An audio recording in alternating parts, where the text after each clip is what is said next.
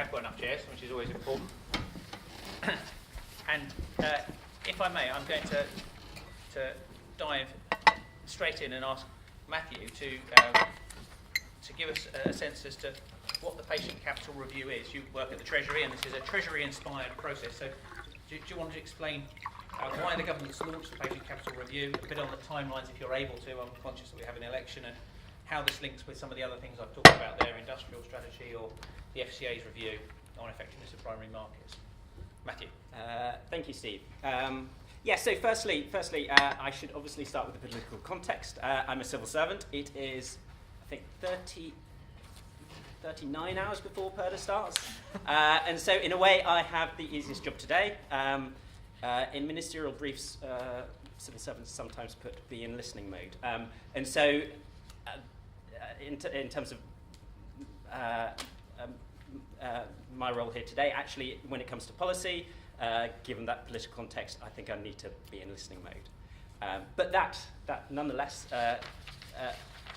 doesn't stop me setting out, why the Patient Capital Review was established, why it's important, and also its relevance to the biotech sector.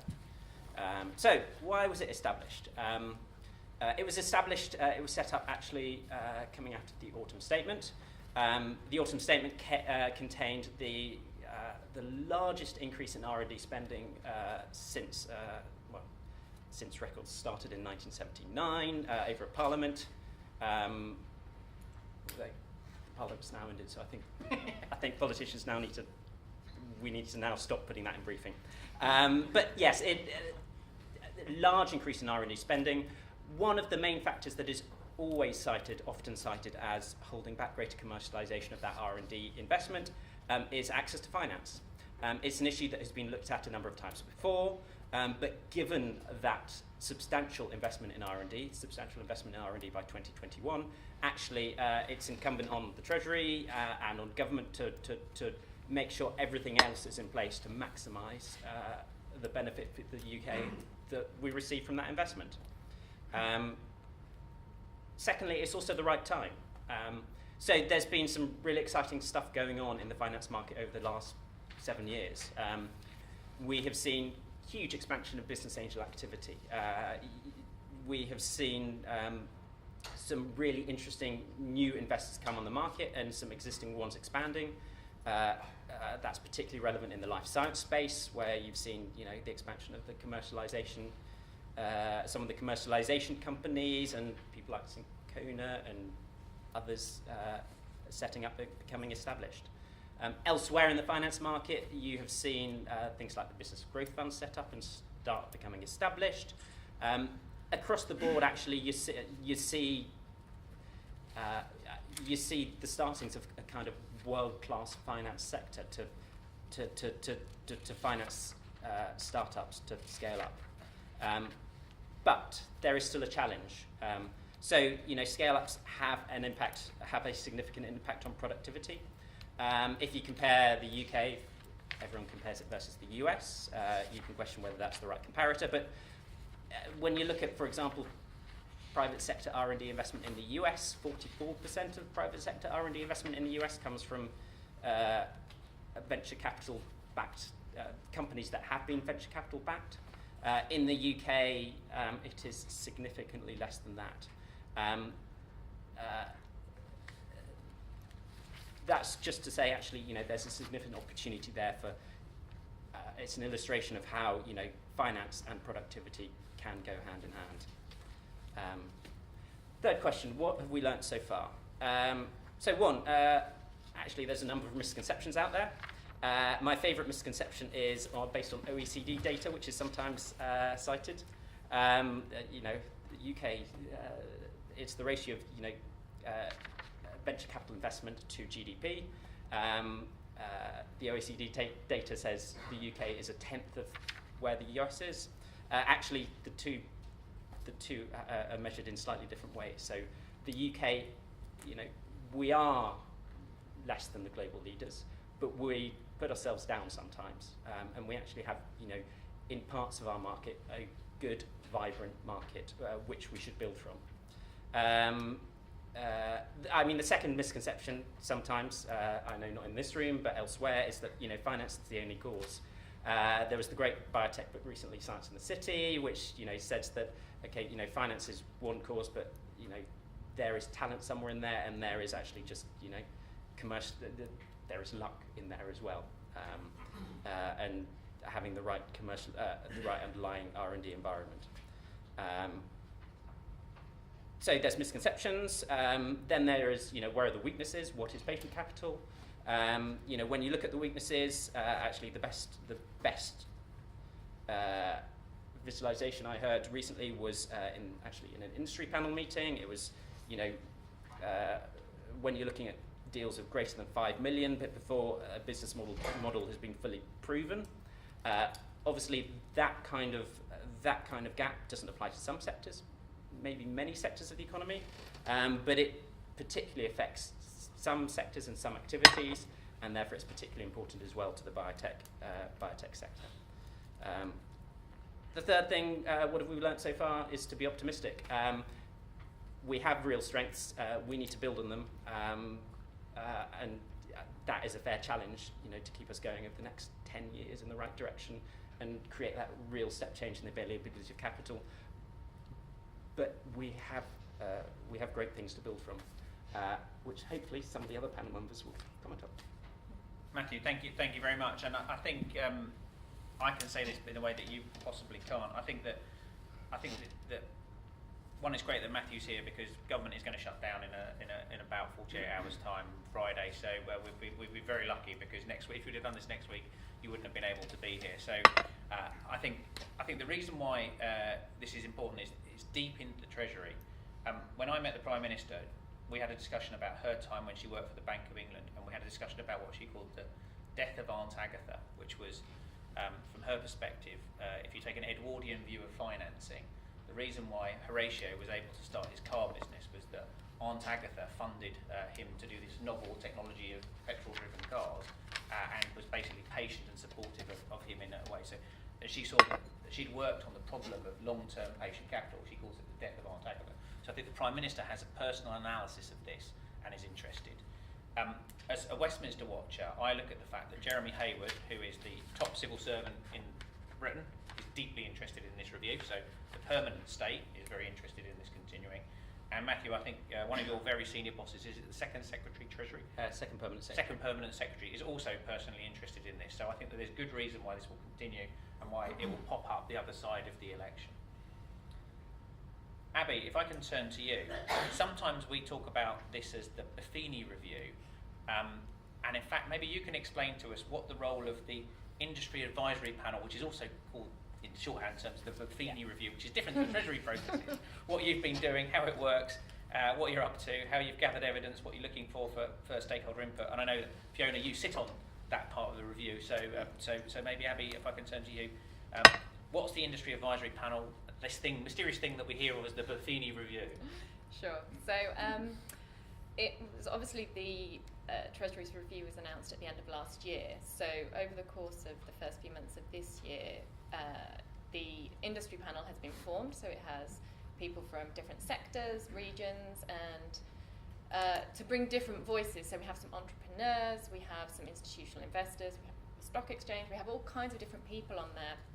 And it's chaired by Sir Damon Buffini to work in parallel to the Treasury and have that independence and be able to bring that voice to the work that the Treasury is doing. So its function is to effectively develop and submit a package of recommendations to the Treasury as part of a formal consultation that the Treasury was planning to undertake, hopefully will still be undertaking. And so over the course of the first half of this year, we were convening 2 or 3 times to really unpick what the issues are around patient capital, what the strengths and the weaknesses are, what opportunities there are, what the barriers are for different capital providers, and as I said, come up with a package of recommendations which could then be submitted to the Treasury. And also what we've been working with colleagues on over the last few months has been actually to shape the themes of that consultation that was planned. So what sort of questions should be asked to the audiences that are out there, and to encourage the consultation responses that would come in. So that's the work that we've been doing so far. In terms of gathering the evidence and the engagement with different people, it's quite tricky with this independent industry panel alongside the Treasury, the consultation actually taking place. So we've been quite careful in trying to be clear on who people are talking to, what the processes are. Probably, hands up, probably not quite got it right, but in terms of the work that the team has been doing to support the industry panel and Damon, we've been gathering the evidence. There's a lot of publications out there. There's a lot of evidence in various different forms out there on this problem, because it has been subject to quite a few reviews. A lot of people have written about it. And then alongside interviews with people, again, from different sectors. Everybody that's wanted to talk to us has been able to talk to us. And then also the Treasury have held a number of roundtables leading up to this point to, again, bring the different voices into the discussion ahead of the consultation. I know that you were interested in kind of some of the themes that have emerged so far. So we have had 2 meetings, where the third one was planned for early summer to align with the consultation, so we need to review that. But without speaking for Nikhil or Fiona, who are the panel members, some of the things that struck me, and touch on a couple of the points that you made, is around, it's definitely an ecosystem. So whilst the mandate for the review is very focused on the supply of equity-like finance or equity finance for these growing companies, that is part of wider things around talent, education, some infrastructure things, the role of different parts of the system that also have an impact on this. So the different initiatives that were going on across government, and you highlighted some up there, we're also very much plugging into to make sure that the recommendations that the panel would make definitely capitalised on the other things that were happening as well. The second point was really around the funding pathway. So as Matt said, there's been some really good progress in the opportunities for companies to come through at the start of the process, and then at the end things work really well. So it's understanding that gap, what happens at that transition, and what that gap looks like for different types of companies. So particularly in this room, you know, these are big challenges and probably quite capital intensive for a very long time. And so the nature of the requirements for different types of companies really need to be understood. So we've been trying to tackle that. And then the third thing, which kind of ties into that as well, is around definition of these companies that need the support for patient capital. And all of this builds towards what recommendations should be made for what government could do in this space. So it really, we need to come to a point where it's recommendations for policy interventions for government. So I think those are the 3 that I thought, without preempting what others would say. Thank you. So I think hopefully that's giving you an idea of the process. There's a Treasury process, and then there's an industry advisory panel which is doing the heavy thinking, a real heavyweight group of talent involved in that. I mean, Neil Woodford, who knows the sector well, is involved in that.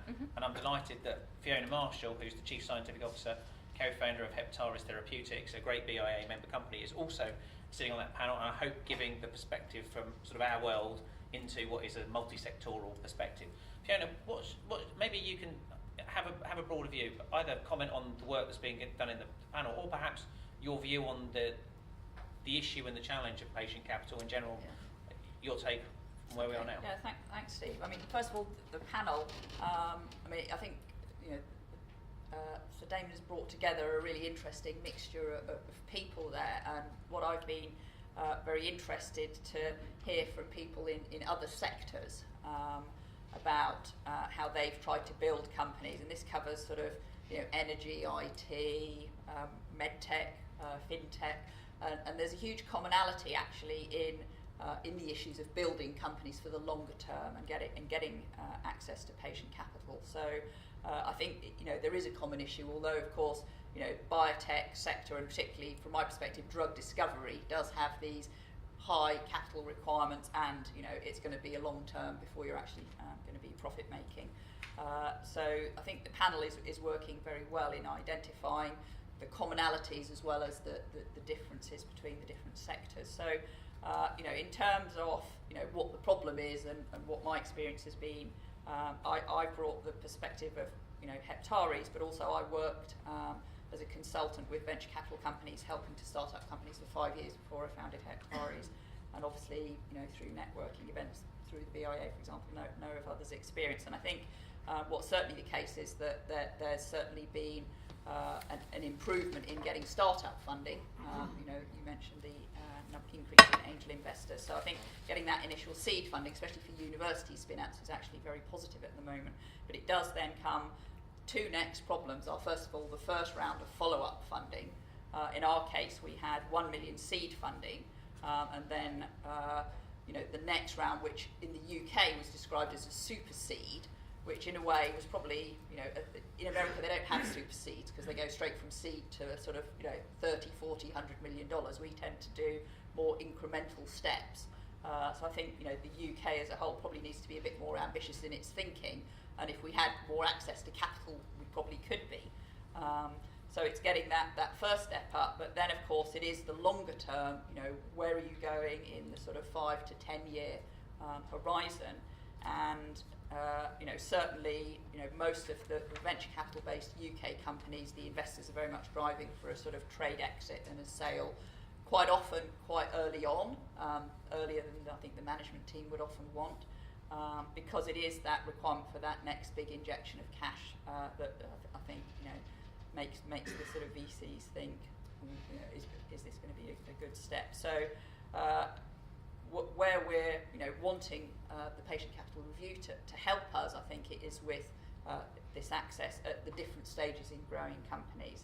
I think it's not all about access to public markets, especially not all about access to public markets in the UK. That's something I think certainly the biotech sector can tap into, but I think that isn't going to be the answer to all of our problems. We don't want to disincentivise good trade exits because that still can be beneficial. But I think what's interesting, if you look at the sort of what we've seen as successful trade exits over the last 5 years, there's actually not been that many companies that have still been able to grow as a result of a trade sale. So many of the trade sales have especially to US pharma companies, for example, have resulted in the UK company no longer existing. So ways of incentivising growth post a trade exit to continue to build companies, I think, is something I would like to see included. The other thing which I think is valuable for the biotech, which certainly applies to the other sectors, but perhaps not so much, is the access to corporate sector investors. In our case, many of the pharma companies do have very good venture funds themselves, and I think trying to bring that in and incentivise those companies to invest in the longer term, because at the moment, although they have these venture funds which are supposed to be a bit more evergreen than a traditional VC, quite often they're not using those funds in that way. So bringing that thinking in, and I know that sort of corporate venture funds is something that the Patient Capital Review is thinking about. I think the final thing which Abby touched on is how do we define the scope of the problem? What companies are we really talking about helping here? And that is not easy. The panel had, I think, quite a lot of difficulty in saying what are the types of companies. Neil Woodford was giving quite good guidance here, and he's talking about disruptive technologies, companies where you have the ability to grow into a multi-billion-dollar company. But I think we do need to be careful about how this term disruptive technologies is used. Different people use that in a different way. Within the biotech sector, of course, there's interesting platform-type technologies. You mentioned Therapeutics, for example. These are sort of really high-tech new platforms. Of course, they're disruptive. But what about a straightforward drug that's been developed by pharma and is now just progressing through phase 2 and phase 3? Is that really a disruptive technology? Could be a disruptive drug, but I think the broader we can get this definition from the biotech sector perspective, the better. Actually, the one question I was going to ask you is, if this review becomes around all sectors, I think those of us who, the BIA's core membership is obviously drug discovery, drug development. There are particular long-term needs. We look at the time frame there. which are very different to a disruptive IT Exactly. company. Yes. Is there a risk that this will try and be a one-size-fits-all patient capital review, which will actually solve the problem for, perhaps artificial intelligence, but not scratch the surface for biotech? I think that is a risk, although from what I've seen so far, the review is actually quite broad-ranging in its scope and looking at different types of companies and different opportunities. And I think the output, we hope, is not just going to be one single idea. It's actually going to be several ideas that could address different parts of the problem. But it is something, I think, when we have the consultation document, we still need to be mindful of giving that input. All right, so just so I've got the process anchored, you guys are working on a document which will go into Treasury, and then at some point we expect, election notwithstanding, there to be a formal consultation coming out of the Treasury where, in a sense, everybody can pile in, but the thought process is, here's a set of ideas which have come out from Damon's review. So Yes, so what was planned was a consultation would be released by the Treasury. That would run for a few months, and at the same time as organisations like yourselves were preparing your responses, we would be preparing, and then the industry panel would submit and publish its response in the same way that others would as well. cool, good stuff. So thank you, and Fiona, I'm delighted that you've taken the opportunity to be the voice for us in Yes, this. and on that, I'm very welcome for people to send me their own ideas directly. I mean, if you don't have my email, you can easily find it on Google, or Steve can provide it. So anybody in the biotech industry, I'm very welcome to get any ideas and thoughts on this, or speak to anybody on the phone. Thank you. And I think an absolutely vital part of a patient capital environment, and perhaps to declare my interest here, I'm not a big fan of the term patient capital. I prefer the phrase inpatient long-term capital, or inpatient evergreen capital, is the public markets. And the BIA's work very closely with the London Stock Exchange, and Nikhil, the Chief Executive Officer of the Stock Exchange and Director of International Development, is with us today. I think you can see that this is an absolutely fundamental part of getting this to work, and if we're going to have a successful scaling to full value sector, then public markets needs to be a key part of that environment. Perhaps you can share with us your views on how you see the UK in terms of long-term patient capital or scale-up capital, and maybe how this compares with overseas markets. Sure, and thanks, Steve, for the invitation. Like the other panellists, we're the Exchange are excited by this review, and we think there is a real sense that the system, UK governmental system, senses a moment here to try and grasp these issues and try and tackle them. I would also say, just on this, your last question around, will the biotech sector somehow be deprioritised? Actually, my experience is that actually that's the one sector which we talk about most in the expert panel, and you have some fantastic advocates. So if anything, there may be other sectors that might be at risk of being deprioritised in favour of biotech, which is very good from your perspective. But Good to hear. I think I'll come on to the challenges and problems in a minute, but I also think it's worth us just setting the context a bit, which is that actually there have been, particularly in the life sciences sector and the public markets, significant progress in the last few years in particular, and we've been doing a lot of work with you, Steve, and your team. And I think that certainly at the Exchange, we've tried to make sure there are different platforms available for companies of different sizes. So AIM, the high growth market, we have our high growth segment for companies that don't want to sell, where founders don't want to sell down more than 10%, and then at the top end for $1 billion plus, and also investment funds for people like Neil Woodford as well. So there's lots of different platforms, all of which have been used increasingly in the last few years. We have an ecosystem in the UK. If you look at the broader sort of healthcare, medtech sector, which is very large, right? We have $500 billion worth of companies, from pharma through to medical technology and biotech on the market, one of the largest in the world. So there is a sophisticated ecosystem around, and that's a great strength from which we can build. We have also seen record volumes of fundraising in life sciences in the last 2 years. So $3.5 billion last year, so 2015, $2.5 billion last year, and some quite interesting companies coming to the market. Small Welsh company Creo Medical came at the end of December, raising 25 million. Oxford Biodynamics again at the end of last year. So there has been a shift in gear, but we still have, I'd say, a long way to go. And I think the issues, I think we have done better when it comes to the smaller end, sub 50 million. I think there are issues when it comes to the 50 to 100, 150, 200 million type scale. But where there is innovation there is in the collective investment vehicles. So the fact that Neil Woodford was able to come to the market with a major vehicle and raise £800 million, and he has the expertise and the ambition to invest in scale in some of these companies, I think is very positive. So we are seeing collective investment vehicles raising money in scale on our market. Now I'd like to see that multiplied by 10 times to meet the demand, but we are seeing progress. For example, also this year, Biopharma Credit, which is a major IP commercialisation fund, raised $750 million, and they were on record as saying they chose London and the UK to raise that global capital rather than the US, because they just found it to be a more welcoming environment here to do that. Now that's a couple of $1 billion in the last couple of years. We'd like to see that grow to 20 billion, and that then makes me think about what are the issues that we face here. I think one is we still have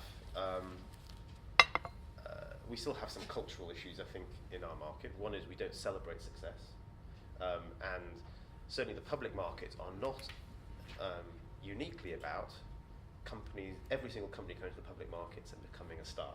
Ideally, of course, we would like that, but it's also about allowing risk capital to be allocated, and sometimes there are going to be failures as well. And when there are failures, not having an environment where everyone thinks it's a disaster, actually that's part of the system. And I think there is a important cultural point there, where we just celebrate success much more. So when a company fails, say on AIM, you'll see often quite difficult headlines. When a company is super successful, actually it's hardly reported. And that's something I think I'm encouraging the panel to do, and I'd just like to encourage the government and the Treasury to do, which is to celebrate the stars as well as those that recognising there may be mistakes along the line. Secondly, and to your Aunt Agatha point, we could do a lot more on the retail front in the UK, and I mean that both in terms of direct investment by retail. We at the exchange would like to see many more public market offerings being made available to retail investors, because we think there is huge demand for it, and for various reasons, regulatory, other technical reasons, that has dipped a bit, but also retail investors investing through funds like Neil Woodford's funds and others. That is a very important point. Allied to that, I think there could be more done on the regulatory front to enable long-term insurers and long-term pension funds in the UK to make available some of their funds for patient capital, or inpatient capital, whatever you want to describe it. And at the moment, they have tended to be incentivised to go into fixed income, stable income stream type investments. I'm really keen to push to understand more of this, because I think this is one of the things that we understand less than perhaps you do. Are there structures or regulations, perhaps post the financial crisis, stop the banks from taking all this risk, don't muck around with our pension funds? I mean, I know that I'm hopeful I'm going to work for another 20 years. I've got a 20-year horizon before I hope I take my pension. I want that to grow in some respects. It ain't going to grow in gilts, but it is going to grow in something between driverless cars, biotech, the future of the bioeconomy. But I don't think my guys, I have to put my pension in, are doing any of that for me. Yeah, I do think it is more expensive for insurance companies from a regulatory capital perspective, i.e. how much capital they have to hold against the risk they're taking, to invest in equities with a 20-year horizon than to invest in a gilt. And that's always going to be the case, because there is more risk, right? And it's a risk-based system. Whether the balance is completely right is another question. I think the other issue which comes up is liquidity. There's because of the disruptive effects of events during the crisis and the fact that, sometimes it's very hard for investors around the world, actually not just the UK, all over the world, sometimes to exit where you saw very sharp price moves. There was a lot of focus on liquidity, but the reality is a lot of investments in these types of companies aren't necessarily going to be illiquid. But my pension's illiquid. I'm not allowed to take my money out of my pension until I'm 55. That's right. That's right. So, and I think that's also where I think if we could build again, I think it goes down to the cultural argument here in the UK, which is, are we collectively willing to encourage our pensions industry and others to take a 20 or 30 year view, and to say that means that we are going to tolerate, as investors, individual investors, but also the government and the regulators, we're going to tolerate the fact that, if you measure performance after 5 years, it may or may not be super, but if you're thinking about the economy over 30 years, actually that's beneficial for the UK as a whole. And I think so. I think there are some regulatory issues. I won't put it all on regulation. I think there may be some little tax issues as well that need to be dealt with, and then there's the mindset point too. I mean, I'm really interested in this. I think there's some things about intergenerational wealth transfer. There's lots of old people who've got quite a lot of money because they've got proper pensions, which people who are in my generation are sort of in between, and then people who are 10 years younger than me haven't got a chance of getting to anywhere near that, let alone a house. And there's lots of that money which is sort of stuck. Now, some of those people want to give their money to their kids, or they want to give their money to their grandkids, and they're trying to think, if you had clever ways in which you could do that, which would be tied to long-term investments, i.e., you're not going to die in the next 10 years, but if you were to have an inheritance tax thing, it's not just about a house. Could we do this differently? And I think Brexit gives us the political context to do this in. I have this mad idea around, I don't know if you know, when Korea was established at the end of the Korean War, or North Korea and South Korea were divided. Obviously the North Koreans went off to become Stalinist communists, and we see where that's got them to. And the South, they had a whip round, and everyone handed in their family gold. Literally. They took their wedding rings off, they took their teeth out, and they put it in, and it became essentially the National Investment Fund, because that's how they were going to rebuild essentially a peasant-based, bombs-to-hell country. They put their collective wealth together, and they built Samsung. And if you look at Korea in terms of its, or South Korea in terms of its collective wealth compared. Now, I don't know whether we realise that Brexit is potentially as big in terms of an economic model. We haven't lost a war, we've not fought a war, thank goodness. That was my grandparents' generation. But this is a moment for collective thinking, and I'm not sure that we've grasped this in quite big enough terms. If we're going to bet the house, property as we all do have in the UK, or hope to have, aspire to have, we're going to bet the house on some stuff that the UK is going to do in the future, and we think the bioeconomy and we think science base is one of those things we should bet the house on, which is where I am personally, then we ought to think about the capital requirements of that and our pensions and do it properly. And I think that's what this patient capital review, if it thinks big enough, should be doing. Nick, I'm sorry I've sort of intervened there, but you're a partner advisory at Perella Weinberg Partners, but you've also come to this debate not only with great experience of it personally, but you've also worked closely with the AMRC, the Association of Medical Research Charities, around some ideas around passion capital, which I think are related to this debate. Yeah, no, absolutely. I think I think there's a question which is underlying a lot of what has been discussed here this morning, and it's the question of really active versus passive investment. Who is going to take the active role in making the capital contribution to the company, or whatever stage the company is at, relative to the passive investment, which is often made by the large pension funds, by the large investment houses, and one of the largest pharmaceutical companies, if not the largest pharmaceutical company in the world, was telling me last week that they had struggled to get the closeout on a particular merger or an acquisition they were doing because all of the investors had to invest in the index. And this was a big enough company that was in the index, and if they couldn't sell the stock, they just physically couldn't figure out a way to sell it because it was in the index. Now it happened to be in Switzerland as opposed to in the UK. But this whole concept of an active versus a passive investor is one that we really need to characterize. And I'd like to obviously hear some views on the LSE, but it is, I think, a question as to where we start.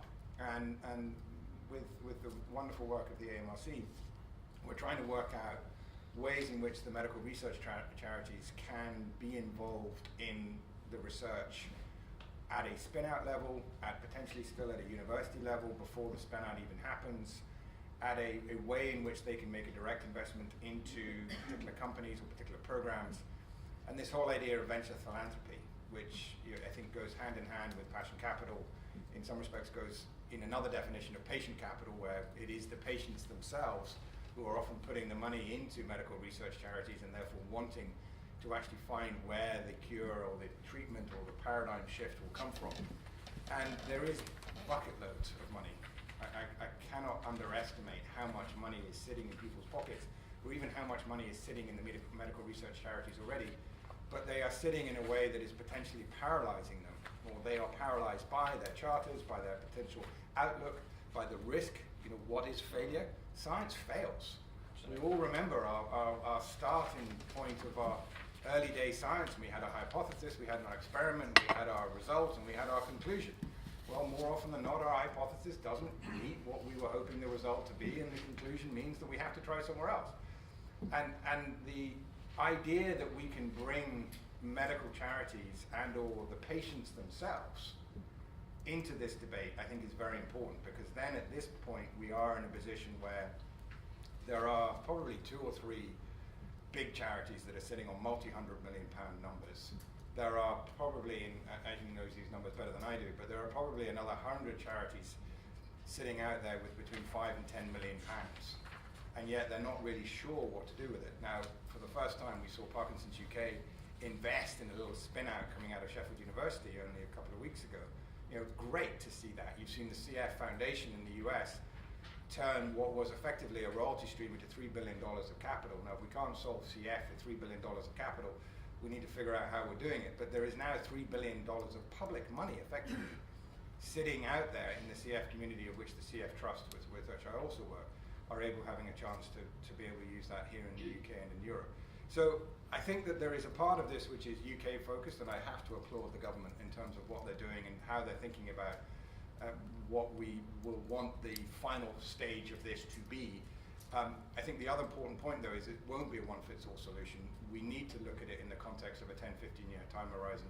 We need to look at it in the context of industry leaders who want to build the next Genentech, they want to build the next AstraZeneca, or they want to build the next A, B, C, D, and E. And it doesn't have to necessarily be in biotech. There will be a convergence between biotech, medical technology, and digital health. They will all come together in a way in how we manage these patients. So there has to be a collective part of this, but I think the important part is that the medical research world is completely intertwined with the patients who suffer from those diseases.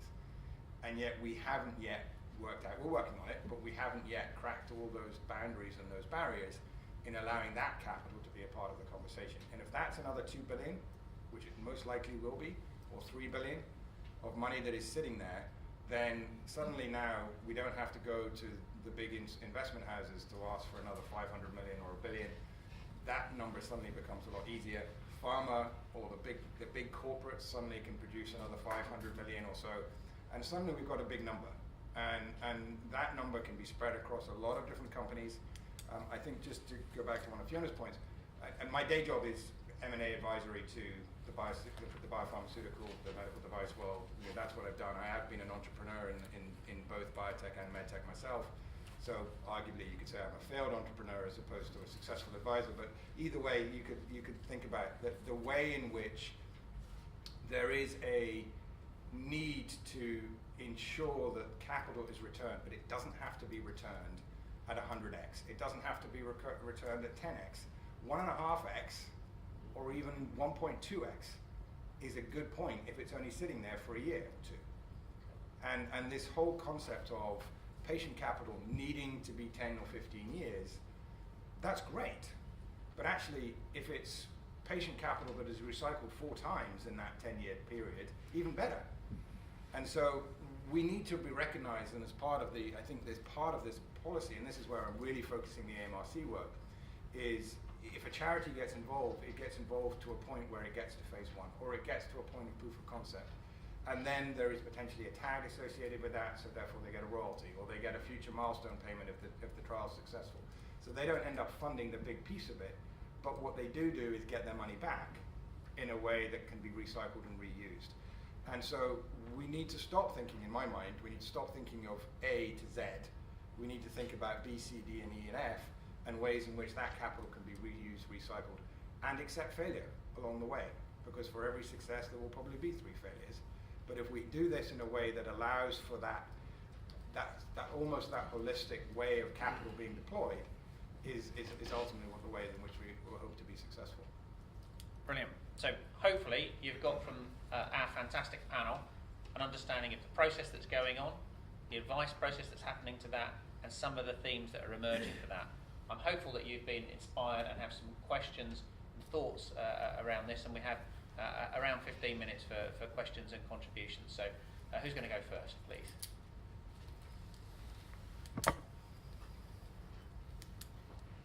I can't believe that we've stunned you into silence. Nigel, thank you for starting us off.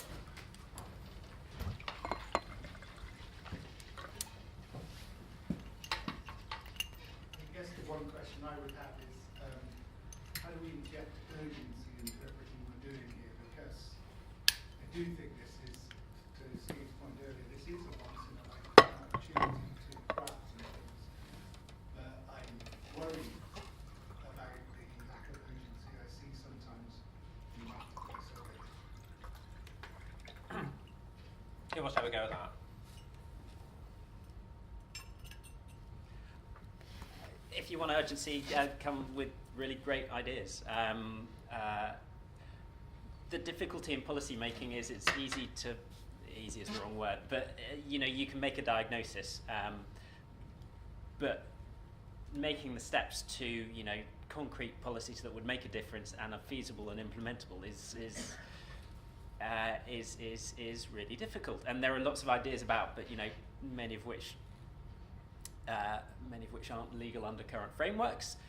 So the challenge is concrete ideas that would actually that would make a difference, and under whatever scenario, governments are always open to that kind of thinking.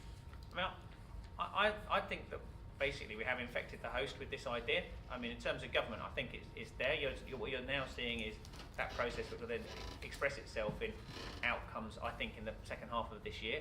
I think that there is a degree of urgency, and I think the reasons that I think Brexit has imposed that on the government. They are really thinking this through in terms of industrial strategy, and I think because they can see that there's been moves in the private sector from innovators like Neil Woodford, who bet the farm on something, gone out and done something 18 months, 2 years ago, seem to have a degree of success, that government is able to follow some of that. I hope that we've been at the leading edge of making the case for this argument for 2 or 3 years, and this has been up there, and I think we have had some success in instigating that.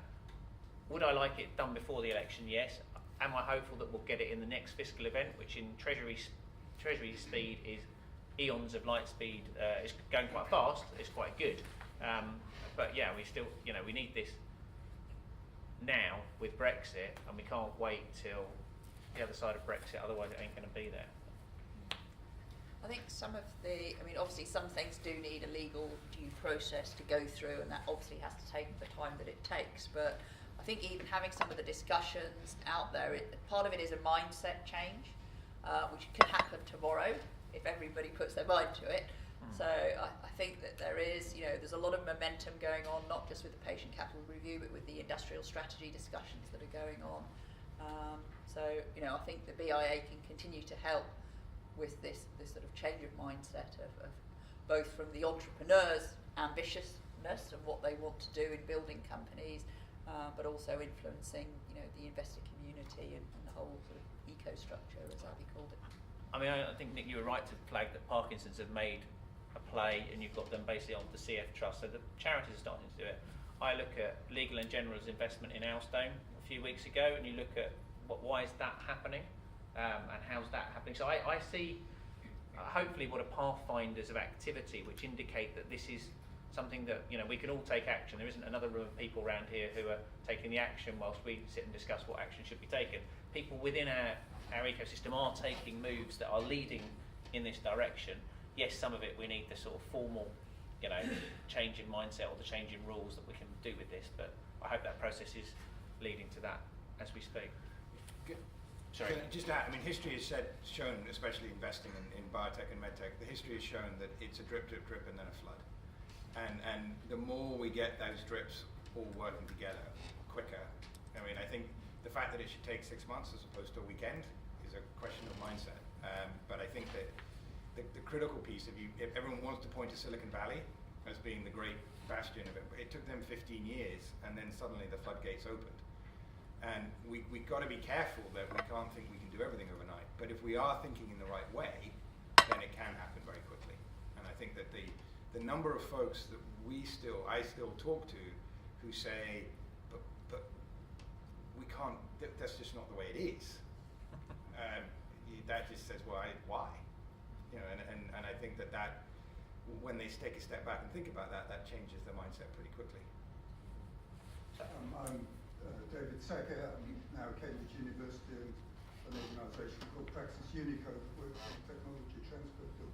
But I'm actually interested to hear from Nick a bit more about what it is that inhibits medical charities from spending their money in this way. Because 25 years ago I set up within what's now Cancer Research UK a clinical trials organisation specifically to take products from A to G, perhaps, in your, i.e. phase 1 and phase 2, and precisely those high-risk ones that the industry didn't want to trial because they were too high risk or the reward-risk ratio wasn't good enough. And now, 25 years on, of course there have been lots of failures, but there are a couple on the market that have justified for the charity that investment. And patients and donors were absolutely delighted by that. That's actually, you know, what they wanted to see the money go on, more even than the basic underlying research, which was the biggest, and still is the biggest item of Cancer Research UK expenditure. So I'm just puzzled as to what it is that inhibits other charities from doing something similar. So I think there's three things. First of all, just to congratulate the CRUK and the Cancer Research UK in terms of what they have been able to do, because the CRT is a tremendous vehicle and a great beacon to everybody in terms of how you can transfer technology out of a university and actually commercialize it, or at least operationalize it until it goes to potentially a bigger home. But that is a very small example in the number of charities that are out there that have been able to make it work. The BMA have looked at it, the British Heart Foundation, BHF, have looked at this in a way. It comes back to three fundamental points, one of which is that the charter was never set up that way. And the idea that you should give money to universities or researchers was the overarching way in which this was done. You donate. Donations come in, you donate it back. And you don't have the concept of a tag or some form of investment that comes with that. So that is a seismic shift that needs to happen at the governance level of the charities. Now it's happening, and we probably know of 3 or 4 different charities that are thinking about funds or thinking about direct investments. There's actually a Wellcome-backed or a Syncona-backed company called Nightstar RX that Fight for Sight put some money into 8 years ago, and they've now got a little patent. They've got a little royalty on that patent. I mean, the fact that they haven't been talking about that for the last 10 years is a travesty. Well, we did have them at the BIA's forum 2 years ago, and it was a centerpiece of it. But the fact that everybody celebrating success, as you say, and the fact that everybody doesn't know about it is disappointing, because everybody should know about the fact they did that 8 years ago, and a phenomenal, brilliant, proactive move, just to put a little tag, a little royalty back on their investment, and that will be what we hope to be a very important part of ophthalmic treatment going forward. So, talking about the successes, I think, is the second part of that, and really being able to say what is then that's happening.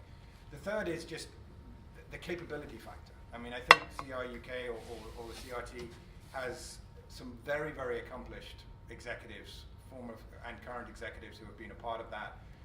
Likewise, the British Heart Foundation. I mean, they've got very good, they mix between, and they're almost this blurring of venture capital, venture philanthropy, charity to sector. Many other charities are there because they're a patient afflicted rather than actually an industry expertise with them. And so we should be encouraging people to form trustee bodies or advisory bodies that are really part and parcel of the whole industry. And that includes the patient. I mean, the patient is the center of that. But at the same time, you need the people who have developed the drugs, developed the programs, and have been in a position to be able to do that. So I think it's changing, it's happening. It's probably not happening as quickly as I would like, but it's getting there. And once we break down the barrier of the charter, and that you can do it, it's then a question of making sure they get the right structure by which they can invest it. And that doesn't have to be a company, it can just be a little tag, a little royalty. And then clearly you look at the third part of it, which is why the Dementia Fund and some of these other great bodies that are coming forward, I think are starting to really again blur this line between the charity and the venture capital community and the operators, the pharmaceutical and the biotech executives themselves. If we can continue to blur that line and we make it easy for people to make a little bit of money along the way and therefore share some of that risk, I think we're going to be in a much better spot. Thank you. Time for one, please.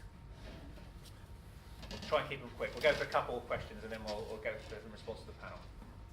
We've heard quite a lot this morning about sort of making sure that companies can have that sort of funding ladder that they can access, and the key is to collaborate with the players along from A to Z or A to G or wherever we get to. Does the panel think that there's enough education and support that goes alongside that funding ladder in preparing companies to be able to access that capital? What exists now and what more can be done? Okay, thank you. And so, Mustafa Jamgos, Imperial College. I was very interested in what Nick said about the need for a change in mindset in making investment in the biotech industry. I think failure is a part of biotech, and I was taught that's why it's called research. If you didn't have to do it again, it would be called search. Simple as that. Now, in relation to investment, it's very interesting that you mentioned pension funds and big charities. I think big charities are a special case because they do invest and spend a lot of money fundraising. So there's a question as to how effectively those monies are used. Now, one change in mindset that I have seen, I think working successfully, we haven't mentioned here, is crowdfunding. When people seem to be very happy to crowdfund without worrying about all the problems with long-term investments and charity regulations and so on. thank you. Yeah, I mean, Nick, keep it short. But let's go to both points: education for the teams and as well as crowdfunding. Yeah, so I mean, I think crowdfunding is a successful point. I think that you've got to be careful on the timescales, and the Daily Mail never helps this when the next Parkinson's or Alzheimer's or oncology treatment is going to just be around the corner, but that's probably 7 years away. So people pile into a crowdfunding vehicle, and I'm actually a non-exec on a medical device company, and we've raised some money through crowdfunding, not as much as from other places, but we've done it. You've got to be careful, I think, as to the investment paradigm. I think crowdfunding is successful if it's a tangible place in which you can invest. I'd prefer to have the conversation with somebody who's now investing in a medical research charity rather than donating, because they may donate 5 rather than 1 if they think that they're actually giving to a good cause and that cause goes on. But I think it does come back to the whole retail piece of this. How do we get the retail investor really directly involved? And that is the fact that there are tax breaks, there are situations where you can potentially earn more in the event that the company is taken over by another UK company as opposed to something that is internationally done. And it comes back to, I think, to your other point, which is how do we educate? Where do we educate the different folks? The pharmaceutical industry is not a pariah.